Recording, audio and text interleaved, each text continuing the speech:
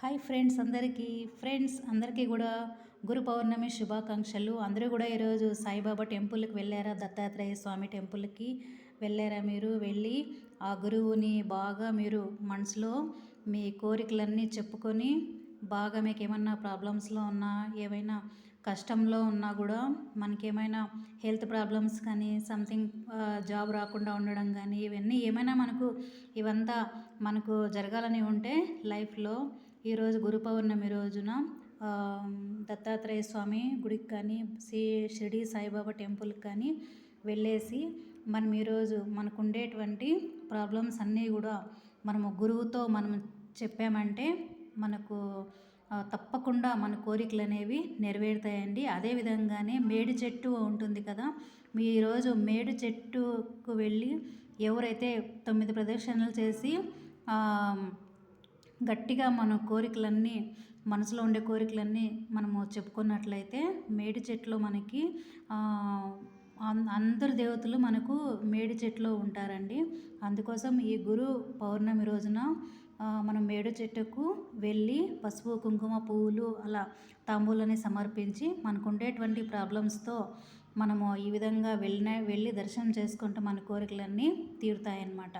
మన కష్టాలకు ఒక సొల్యూషన్ అనేది దొరుకుతుంది. అదేవిధంగానే నేను కూడా వెళ్ళేసి వచ్చానండి టెంపుల్కి. నేనైతే ఇంట్లో ఈరోజు గురు పౌర్ణమి సందర్భంగా నేను స్మాల్ లడ్డూలు అయితే తయారు చేశాను.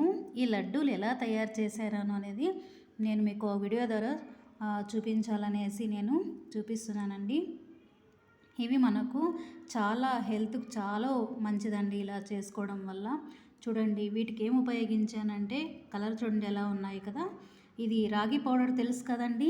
రాగి పౌడరు ఒక జామున్ కప్ అంత రాగి పౌడర్ తీసుకున్నానండి. అదేవిధంగానే జొన్నలు అంటారు కదా, జొన్నలు రొట్టె రూపంలోనే తీసుకుంటారు అందరూ కూడా.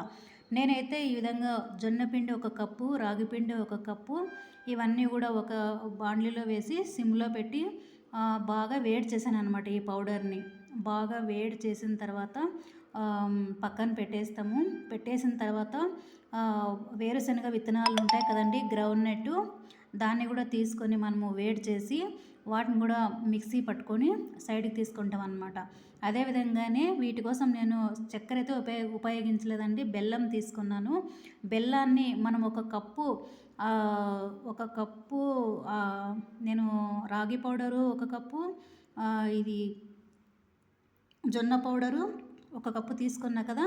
అదేవిధంగానే నేను ఏం చేసుకున్నానంటే 1 కప్పు వాటర్ పోసాను అనమాట. 1 కప్పు వాటర్ పోసి ఒక చిన్న గిన్నెలో అది బాయిల్ చేశాను అనమాట. 2 కప్పులతో బెల్లం అనేది అందులోకి వేసి బాగా మరిగించాను అనమాట. మరిగించి ఒక పాకంలాగా వస్తుందండి.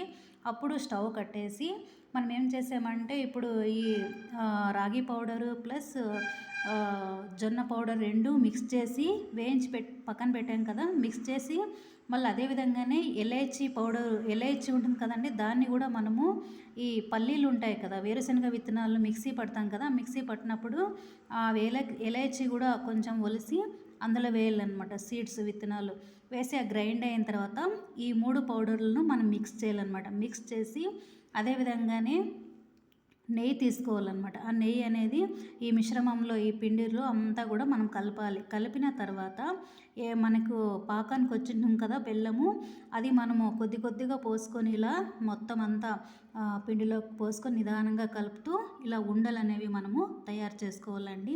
ఈజీగా ఒక 1/2 అవర్లో మనకు ఈ రాగి లడ్డూలు అయితే మనకు తయారవుతాయండి. ఓకేనా ఫ్రెండ్, చాలా టేస్టీగా ఉంటాయండి, మనకు హెల్త్కి కూడా చాలా మంచిది. ఓకేనా ఫ్రెండ్స్, నా వీడియో మీ అందరికీ నచ్చినట్లయితే మీరందరూ కూడా ట్రెండింగ్ ఉన్న యూట్యూబ్ ఛానల్ని సబ్స్క్రైబ్ చేసుకోండి. అదేవిధంగానే లైక్ చేయండి ఫ్రెండ్స్. ఓకేనా ఫ్రెండ్స్, థ్యాంక్ యూ అందరికీ.